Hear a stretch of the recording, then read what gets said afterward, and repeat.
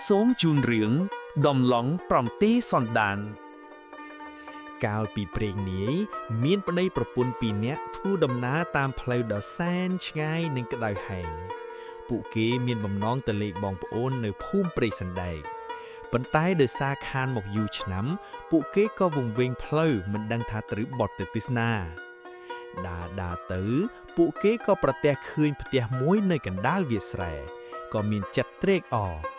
ពួកគេគិតថានឹងចូលទៅសួរផ្លូវអ្នកផ្ទះនោះដើម្បីកុំឲ្យវង្វេងតទៅទៀតពេលទៅដល់គេឃើញគ្រួសារមួយកំពុងមមាញឹកនឹងការងាររៀងៗខ្លួន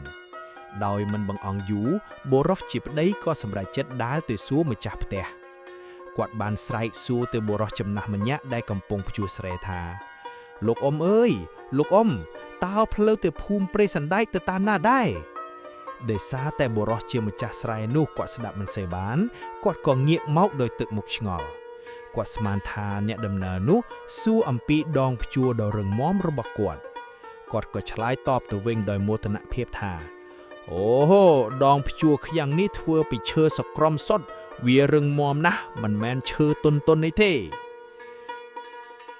ចំណែកឯប្រពន្ធដែលកំពុងធ្វើម្ហូបនៅក្បែរនោះបានឮប្តីនិយាយខ្លាំង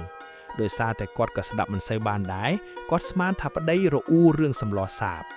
គាត់ខឹងណាស់ក៏ដួសសម្លភ្លក់ភ្លាមរួចស្រែកតបទៅប្តីវិញទាំងកំហឹងថា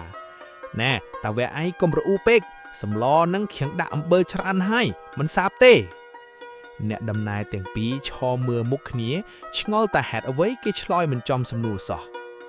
យាយជាម្ដាយដែលអង្គុយនៅក្បែរនោះឮកូនស្រីឡូឡាក៏ភ្ញាក់ព្រឺតគាត់ស្មានថាកូនស្រីរបស់គាត់កំពុងតែជេរប្រមាថប្តី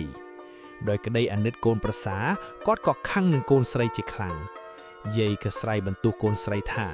ណែមីកូនចៅប្តីខំធ្វើការនឿយហត់មិនរកទឹកឲ្យប្តីផឹកបាយជីមកឈរជេរទៅវិញ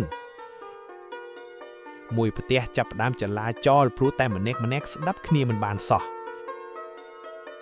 តាដែលកំពុងអង្គុយជក់បរិយក្បែរនោះឮយាយមាត់ឡូឡាក៏រំខានគាត់ងាកទៅឃើញមាន់មួយក្បាលកំពុងកាយស្រូវដែលគាត់ហាលគាត់ស្មានថាយាយកំពុងដេញមាន់ចង្រៃនោះគាត់ក៏ស្រែកបញ្ជាបន្ថែមថាវាយវាទៅអាមាន់ចង្រៃហ្នឹងវាចេះតែមកកាយស្រូវហាលចោលចៃប្រុសដែលឈរនៅក្បែរនោះឮតាសុកស្រែកឲ្យវាយគេស្មានថាតាប្រាឲ្យទៅដេញគោដែលនៅឆ្ងាយឯណោះដោយចរិតខ្ជិលគេក៏ប្រកែកភ្លាមចៃប្រុសស្រែកឆ្លើយទៅតាវិញថាខ្ញុំមិនទៅទេតា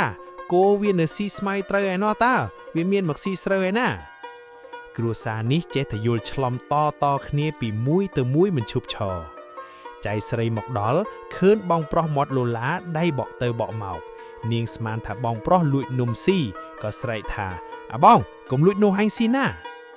ទីបំផុតសមាជិកទាំង7នាក់និយាយស្ដាប់គ្នាមិនបានទាំងអស់ធ្វើឲ្យផ្ទះនោះអ៊ូអរដោយផ្សាអ្នកដំណើរទាំងពីរឈរមើលទិដ្ឋភាពនោះទាំងហួសចិត្តជាពន់ពេកពួកគេក៏ដឹងថាគ្រួសារនេះថ្លង់ស្ដាប់គ្នាមិនបានសោះសួរមួយឆ្លើយមួយនិយាយស្ដាប់គ្នាមិនបានបែបនេះតើលធ្វើម៉េចនឹងសួរផ្លូវកើតពួកគេក៏សម្រេចចិត្តលាដោយមិនបានចម្លើយអ្វីទាំងអស់ប្តីប្រពន្ធទាំងពីរប្រញាប់ដើរចេញពីផ្ទះដ៏វិចវង្សនោះពួកគេត្រឡប់មកផ្លូវលំវិញទាំងនៅវង្វេងដដែលទោះបីជាមិនដឹងផ្លូវប៉ុន្តែពួកគេសើចហ៊ូសចិត្តនឹងគ្រួសារតំឡងទាំង7សណ្ដាននោះទីបំផុតពួកគេក៏សម្រេចចិត្តដើរស្មានតាមផ្លូវដោយខ្លួនឯងបន្តទៅទៀតរឿងនេះប្រាប់ឲ្យដឹងថាការនិយាយស្ដាប់គ្នាមិនបានតែងតែនាំមកនូវការយល់ច្រឡំជានិច្ច